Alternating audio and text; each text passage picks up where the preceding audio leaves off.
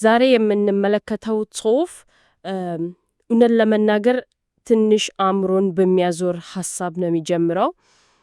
ስለ አምላክ፣ ስለ ጊዜ እና ስለ ሕያውነት በጣም መሰረታዊ የሆኑ ግን ደግሞ እጅግ ውስብስብ የሆኑ ሐሳቦች ናቸው። በጣም እና ጽሑፉ የሚለው ቆይ ፍጥረትን ማጠናቀቅ የሚለውን ነገር ለመረዳት ከፈለግን መጀመሪያ እነዚህ መሰረታዊ ነገሮች ከአምላክ አንጻር ማየት አለብን ነው የሚለው። ልክ ነው።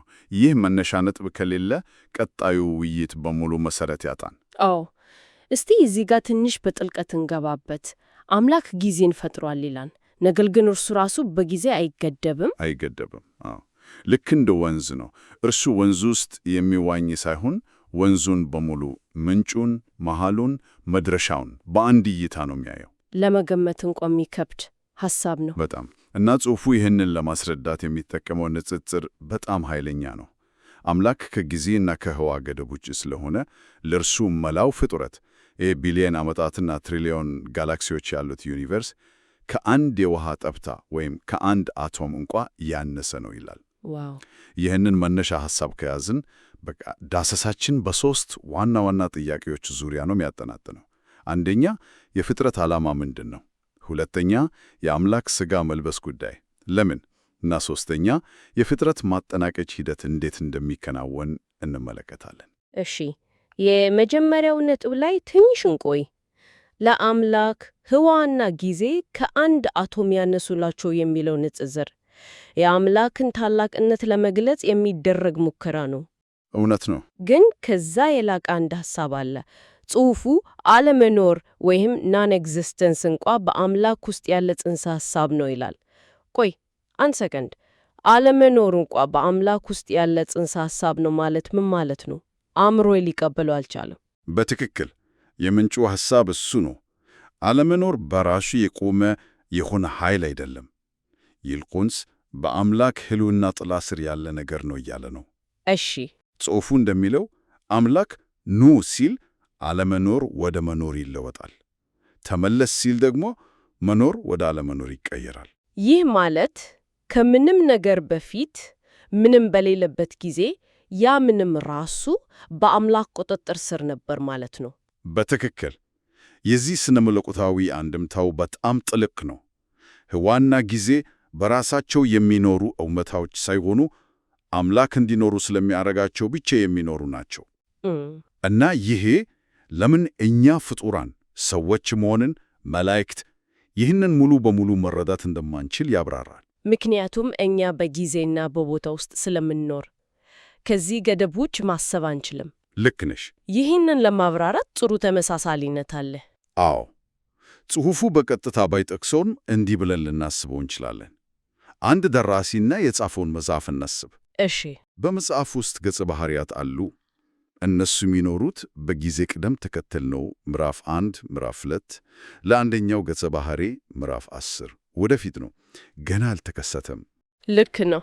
ነገር ግን ለደራሲው የመጽሐፉ መጀመሪያ፣ መሃል እና መጨረሻ ሁሉም በአንድ ጊዜ በፊቱ አሉ። ሁሉንም ያውቀዋል። የአምላክ ከጊዜ ጋር ያለው ግንኙነት ደግሞ ከዚህም የላከ ነው።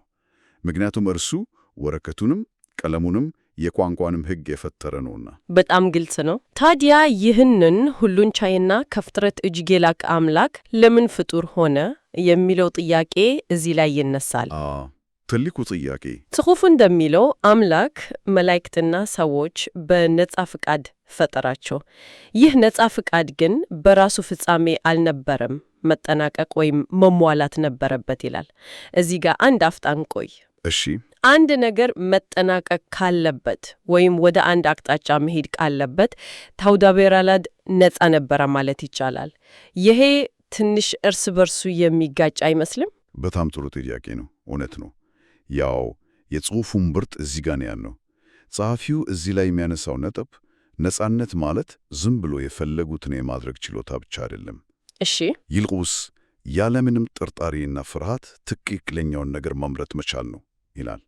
ለምሳሌ ገና መራመድ የሚለማመድ ሕፃን የመውደቅ ነጻነት አለው። የአዋቂው ግን የተሟላ ነው። ገብቶኛል። በተመሳሳይ ፍጡራን መጀመሪያ ላይ የነበራቸው ነጻ ፍቃድ ያልተሟላ ነበር። ምክንያቱም ስለ አምላክ ባህሪ ሙሉ ዕውቀት አልነበራቸውም። ይጠራጠሩ ነበር ማለት ነው። ይጠራጠሩ ነበር የአምላክን ፍቅርና ፍትሕ። ስለዚህ ይህንን ጥርጣሬ አስወግዶ ነጻ ፍቃዳቸውን ወደ ፍጹምነት ለማድረስ አምላክ ራሱ ፍጡር ሆነ ይላል። ተረድቻለሁ። ግን አንድ ተቼ ይህ እኮ አምላክ የፈጠረውን ችግር ማለትም ጥርጣሬን ራሱ መጥቶ የፈታበት ታሪክ ነው ቢል ጽሑፉ ለዚህ ምን መልስ ይኖረው ይሆን?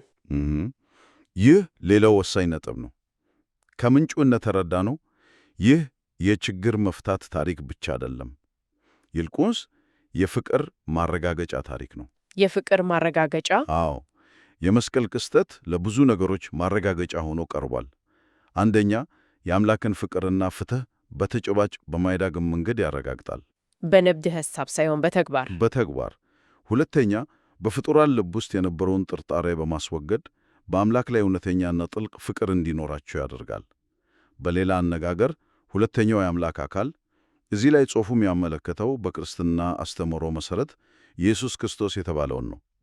እርሱ ፍጡር በመሆንና በመስቀል ላይ በመሞት ለፍጡራን የአምላክን ባህሪ በተጨባጭ አሳይቷል። ይህ ዕውቀት ደግሞ ፍጡራን ያለምንም ጥርጣሬ በነጻ ፈቃዳቸው አምላክን እንዲወዱና የኃጢአት ዝንባሌያቸው እንዲጠፋ ያደርጋል ይላል። እሺ፣ አሁን ወደ ሌላኛው ወሳኝ ሐሳብ እንምጣ።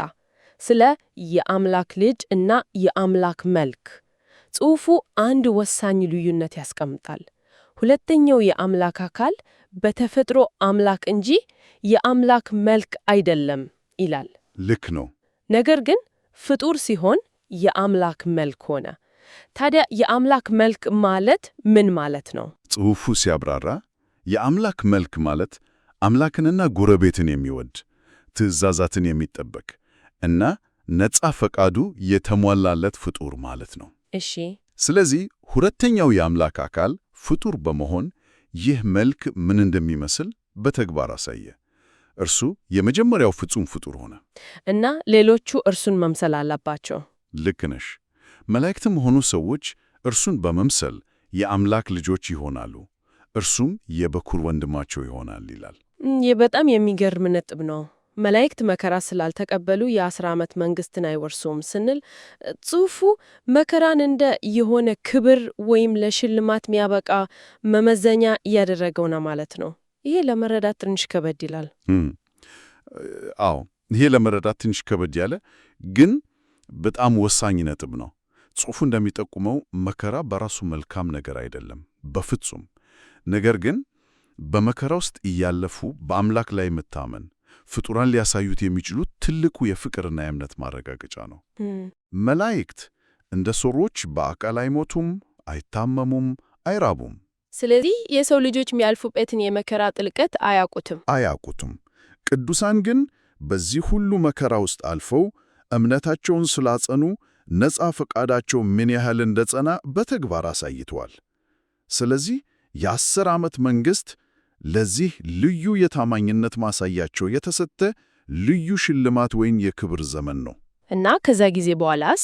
ያ ጊዜ ካለቀ በኋላ ግን ሁሉም መላእክትም ሆኑ ሰዎች እኩል ሆኖ በዘላለም ይኖራሉ። በተጨማሪም ጽሑፉ የትኛው ፍጡር ሰው ወይስ መልአክ መጀመሪያ የአምላክ ልጅ እንደሚሆን የተለያዩ አመለካከቶች እንዳሉ ይጠቅሳል። እሺ፣ አሁን የአምላክ ፍቅርና የፍጡራን ነጻ ፍቃድ እንዴት እንደተሟላ አየን። ይህ ሁሉ ከተፈጸመ በኋላ ያለው የመጨረሻው ምዕራፍ ምን ይመስላል? ጽሑፉ ስለ ፍጻሜው ቅደም ተከተል ምን ይላል? አዎ፣ ጸሐፊው ግልጽ የሆነ ሂደት ካርታ አስቀምጧል። አንደኛ የኃጢአት ስርየት ወይም አቶንመንት ይጀመራል። ይህ የሚሆነው የመላእክት ነጻ ፈቃድ ሲጠናቀቅ ነው።